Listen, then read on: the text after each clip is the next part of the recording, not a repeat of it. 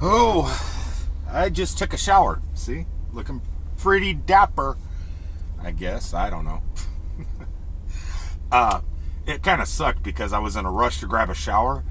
Um, I parked and I was trying to figure out what to wear. I really don't have many clothes that are clean right now.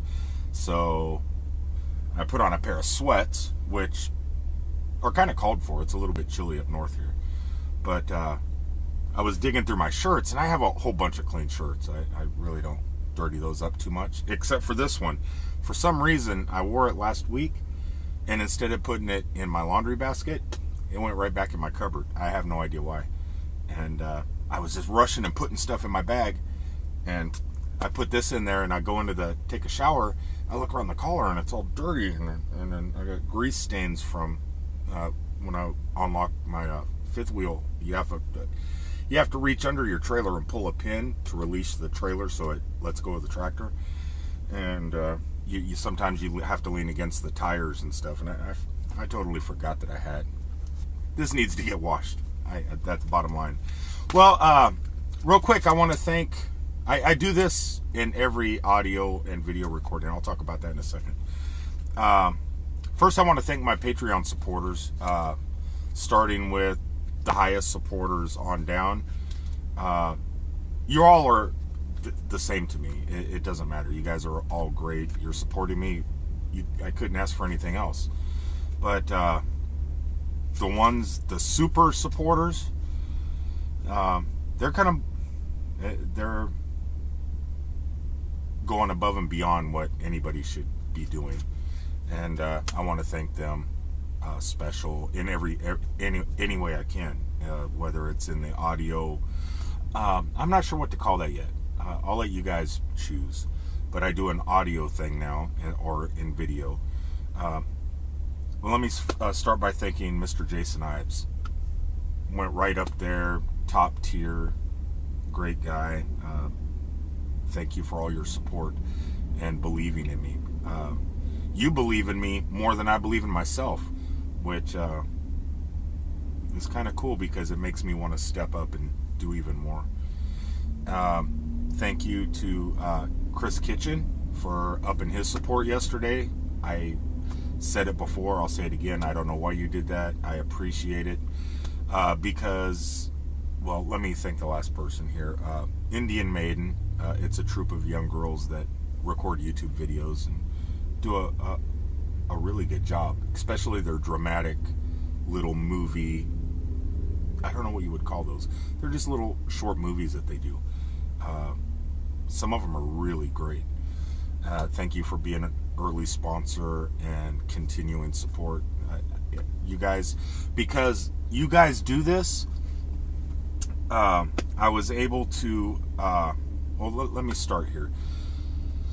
A couple days ago, Roxanne Riskin contacted me, along with a lot of you guys, about some poems she's been doing and adding those to photos. And she's been putting it out there that she might want some people to read them aloud, and then she'll merge them with the photos or something. It's some project she's working on. It sounds interesting. But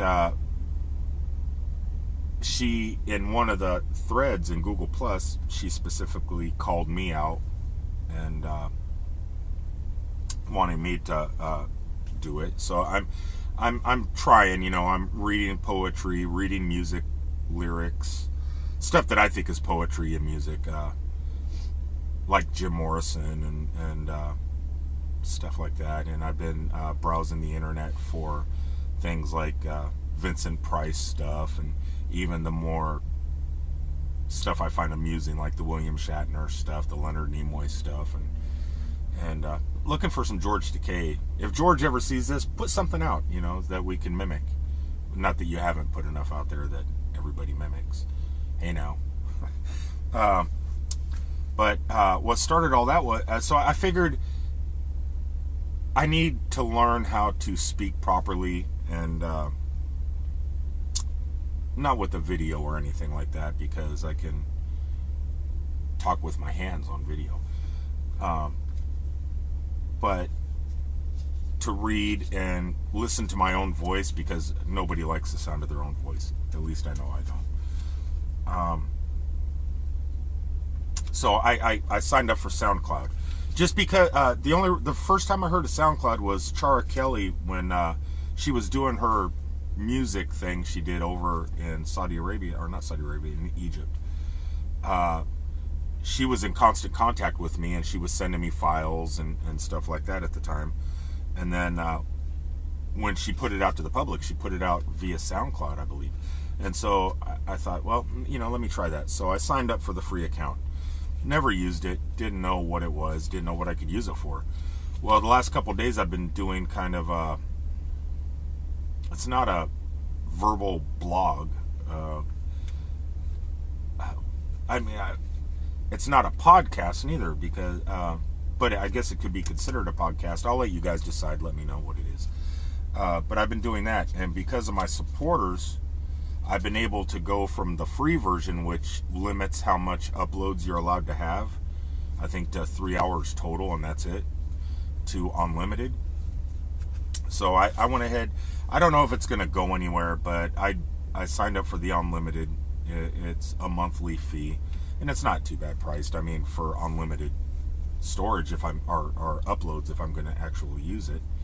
And I'm thinking on seeing where it goes. If people like it, if they don't like it, because I could use it as another tool to promote things that you guys are doing. So that's what I'm looking at. It's a tool to kind of I have no idea what I'm going to say. It's a tool, and I'm going to use it as a tool to promote and just blab sometimes, because I have nobody to talk to. But I want to thank all the supporters again. Because of you, I'm able to do that. And also to the people that purchase my t-shirts, or maybe a coffee mug here and there, or a photograph that's been printed and framed. Because of you guys, I'm able to do this stuff. Anyway, today is questions and answers day. I put it out there maybe a couple days early. Hold on a second. Grab something to drink here. I put it out a couple days early, and maybe people just figured, well, they'll ask questions. They just didn't have time to. That's what I'm assuming. Or you guys just don't like the videos. Either way, it's fine. I still enjoy doing them. But I did get a couple questions, but they were enough to where I could memorize them, which I'm surprised. I don't even know what day of the week it is half the time. Except for the first question. I don't remember who asked it, and it went so far down in the threads I couldn't find the question again. I think it was from David McDowell. It might not have been. So David, if you didn't ask this question, I apologize. And whoever did ask it, I apologize for not remembering exactly who asked it. But the question was, how many hours am I allowed to drive legally and work daily legally? We're governed. The United States government really watches truck drivers. They've been focusing a lot more on it over the last couple years. And no reason. They're just trying to control everything. Accidents have not went down. I know I've seen reports where the accident level and everything is about the same as it was in the mid 80s, but they're tooting their own horn. It's because of the regulations. It's not. I mean, if I'm driving and I'm tired, I'm going to pull over and go to sleep, just like pretty much everybody else. You're not going to get out there and go off the road and jeopardize what you're hauling and your job, your career, your life, somebody else's life. You're going to pull over. The days of the outlaw trucker have faded into the past. But even back in the day, when you're outlaw trucking, you're still safety conscious to a point. I mean, if you're tired, you're going to pull over. Nowadays, they have it to where we have electronic logs. We don't keep logbooks hardly anymore, unless the electronic log breaks. And it keeps track via satellite of your motion, how many hours you're driving, and everything like that. Right now, we're allowed to drive 11 hours total in a 24-hour period and work 14 hours. That the work 14 hours means that if I'm at a warehouse, I have to log on duty, non-driving, showing and showing that I'm getting loaded. So if it takes more than 4 hours to load and the clock is still ticking, then it cuts into my drive time. And so what a lot of us like to do is we just log off duty when we're getting loaded. And then you could log 15 minutes of load time, and then that way it doesn't eat into your drive time. It's kind of a pain in the butt. It's not great. Before, you could split it still. You could drive 8 hours, take a break, and then you build some hours back up and you could drive again. You could split them, but it's kind of complicated with electronic logs. It's hard to mess with it. On paper logs, you could split everything easy, but you just can't do it nowadays. So it's 14 hours work and 11 hours drive. Most of the time, I use that work, the 4 hours for the work part. That's usually when I do my exploring, going out. Like if I drive for 5 or 6 hours, I'll log off duty, and then I got 4 hours to do whatever I want, which usually it's take a shower, walk around, take photographs, make videos, and stuff like that. But if I go over the 4 hour limit, I could be sitting here talking to you, the 4 hours is up, and then my clock starts ticking for the drive time. And so I gotta really watch my clock. Anyway, the second question came from Roxanne Riskin, aka Lois Lane. Hey Lois. Her question was, where in the United States do I feel has the best coffee? I guess it's because most of the videos I'm drinking a cup of coffee. Not right now, I just took a shower. I'm getting ready to go get a cup though, and possibly grab a bite to eat. In the United States, it depends if I'm making it or not. If I'm using my K-Cup, there's some great flavors in K-Cup. But if I'm out driving and I have to purchase coffee from an establishment, it would be anywhere from the city of Portland, Oregon, up I-5 corridor all the way to Seattle. Any of those little shops, roadside stands that people pull their cars up to and have a drive-up window, they may be the size of a little garden shed. But, and you have to park your truck and walk up. But in the Midwest, or not Midwest, Northwest, anywhere, maybe even from Weed. There's a town up by Mount Shasta, California, on I-5 that has some good coffee too. So I would say anywhere from the Weed, Mount Shasta area in Northern California all the way up to Seattle. You can't get a bad cup of coffee unless you go to a standard place like Starbucks or Dunkin' Donuts or one of the chain places, which I prefer not to go to just because I think it's overpriced coffee and it doesn't taste any better than what I can make in my K-Cup. But you can get great coffee at those little roadside stands and some little out of the way little, I don't know what the coffee shops, mom and pop coffee bakery shops in those areas. Great stuff. I miss going out there. I hope that they send me back out soon. Anyway, I'm going to go ahead and cut this video to an end. I only had 2 questions this week. I could only drag them on so long. Hoping for more questions next week. I know everybody's busy because of the holidays, and